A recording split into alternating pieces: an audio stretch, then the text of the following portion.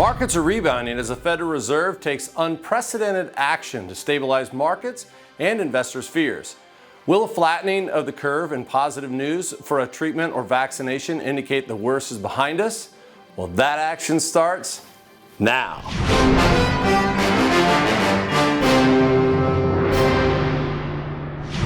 Stocks rebounded sharply in April, fueled by a flattening pandemic curve and positive results from the clinical trial of a virus treatment.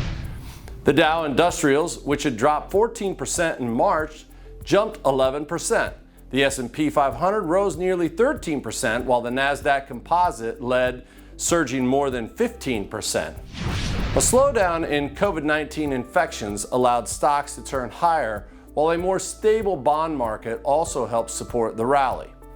Momentum stalled a bit as oil prices dropped, but gains accelerated as the month progressed as more states began talking about reopening their economies.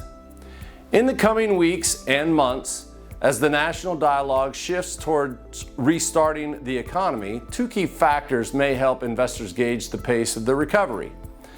The first could be each state's actions. The White House has rolled out a three-step plan towards a full reopening, but it leaves the ultimate decision-making to the governors of each state. The second factor could be public sentiment. How soon will people be returning to an office to work, going out to eat, and traveling again? Well, that remains to be seen. So, for the month of May, all of my equity models are still 100% cash.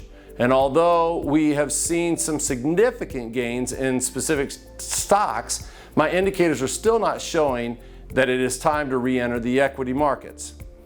Anytime that you see unemployment soar to our current highs, you must realize that even in a best case scenario, it will take a long time to get everyone put back to work.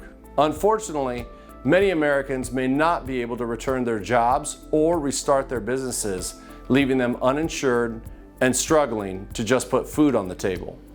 As companies and individuals alike struggle to survive this horrible event, I find comfort and reassurance in the good deeds of Americans all across this great land, lending a helping hand where they can and standing down when opportunities present themselves for someone who is in greater need than they are.